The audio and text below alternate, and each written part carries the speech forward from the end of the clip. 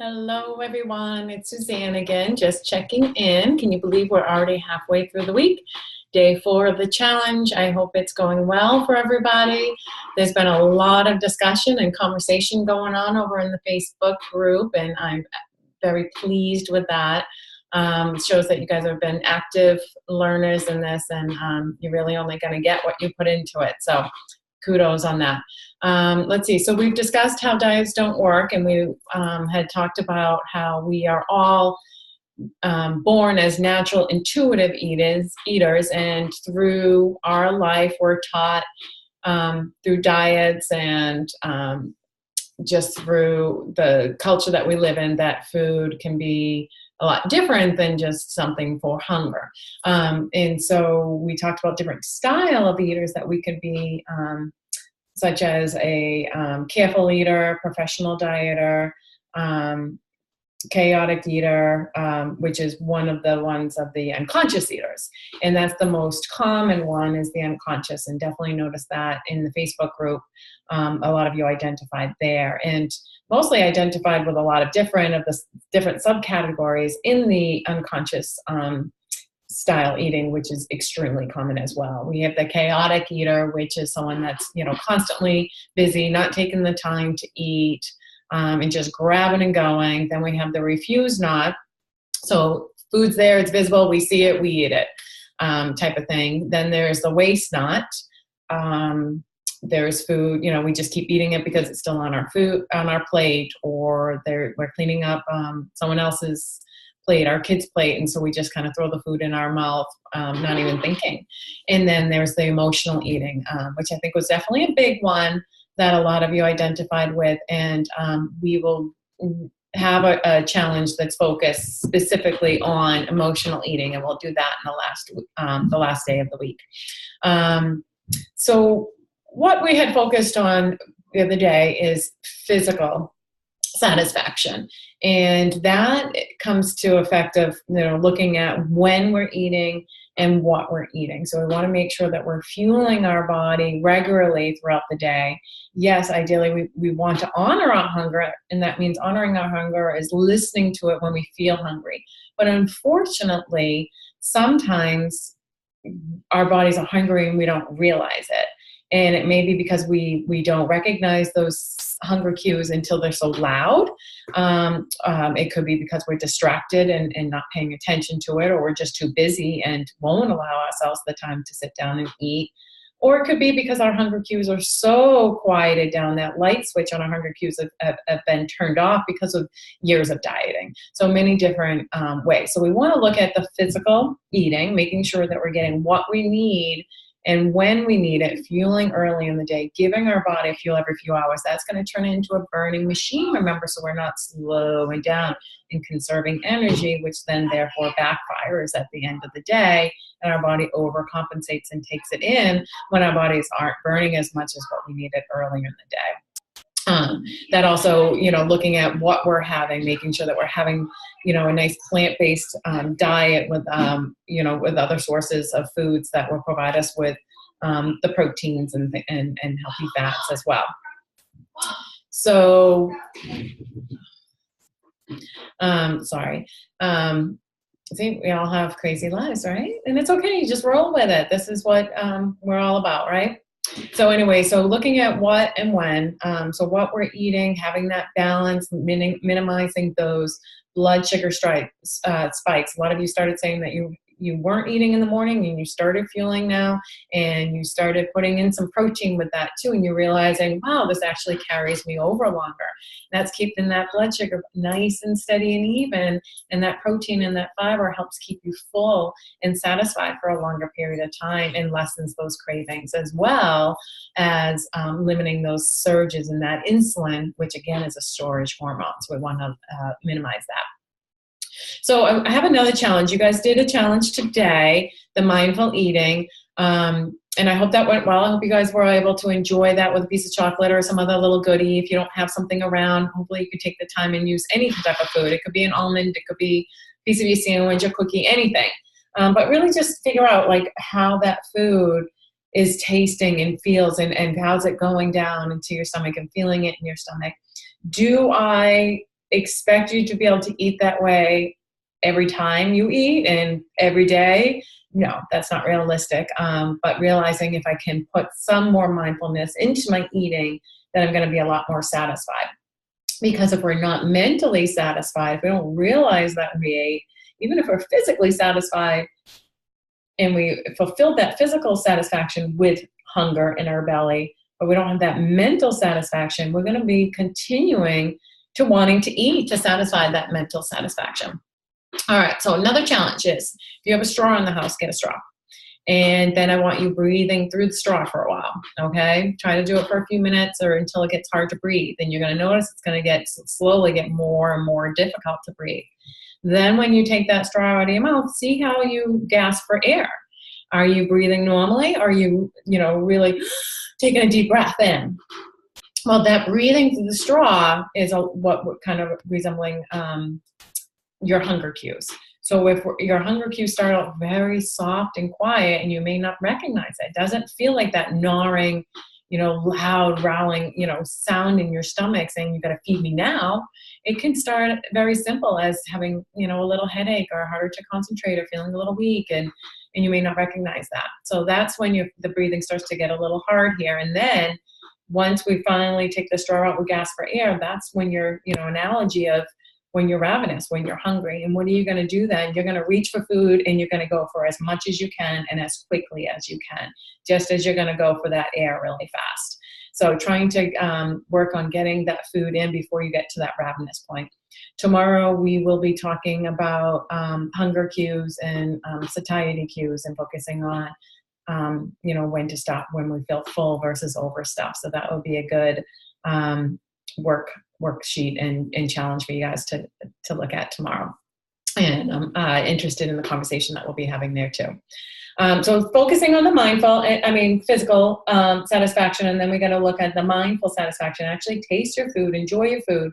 We can't always be sitting there and taste every little thing and have no distractions. There are going to be times in your life that, obviously you're going to eat with other people, and that's important, that's social.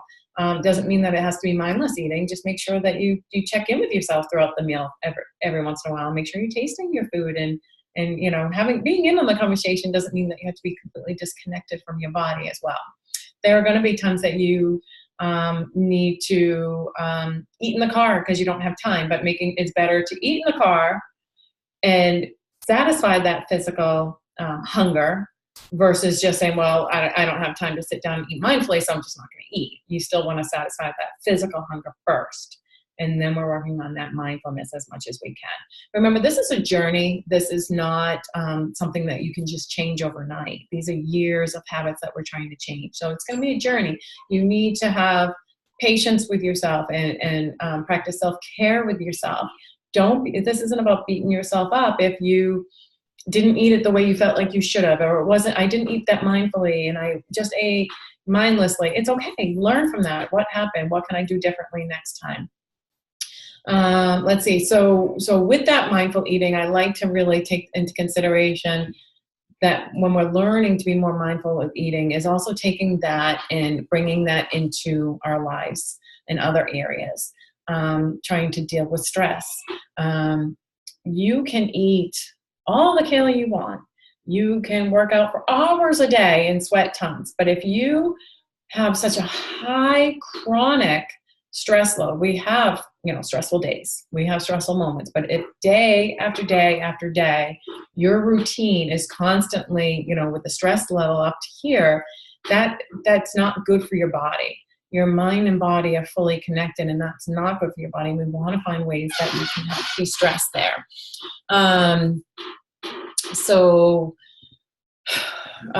Looking at de-stressing, I like to talk about, try to find, how can I take time out? A few of you had mentioned that you're teachers and that you don't have time in your schedule, or you don't even have time to drink water because what teacher has time to take a break to go to the bathroom? And I'll give you a little hint there, a little tip. It takes 2 hours for your kidneys to process the fluid. So if you can time your drinking to when you can have a water break, to when you can have a bathroom break, that's ideal. So if you're getting up 2 hours before you need to start your first class, have a nice big bottle of water. And then, 2 hours later, you'll be able to empty your bladder, then go start the day, and you've already got a nice 24 ounces of fluid in for the day. So think of it that way. And then think, okay, when am I going to have a lunch break? It's at 12. Okay, well, between like 9:30 and 10, I'm going to start drinking some more water now, so then I can have a break then. And then I can start drinking a couple hours before I leave from school, or drinking on my way home from work, because then I'll be able to use the bathroom when I get home. So there's definitely ways around it, and thinking it through and planning it is key. Some of you also mentioned about just habit, coming in from work and feeling like you're satisfied. You don't think you're eating for emotions. You don't feel physically hungry, but it also could be habit. Absolutely. So try to, tell yourself, stop, pause, pause yourself and stop yourself and say, am I really hungry? If you're not sure, pretty much chances are you're probably not hungry. So it just maybe changing up your routine. Just tell yourself, okay, I'm going to go up and I'm going to change out of my work clothes, or I'm going to go start some type of activity. And if I'm really hungry, my body's going to tell me. You don't always have to go by that clock. If you just ate lunch an hour ago, you may physically be hungry now. It could be an indicator that you didn't eat enough at lunch, or it wasn't enough protein or fat there, or maybe you underfueled a little bit the day before. Every day is going to be different, and your body's going to let you know, but you need to be able to trust your body, be able to trust yourself around food, to listen to it.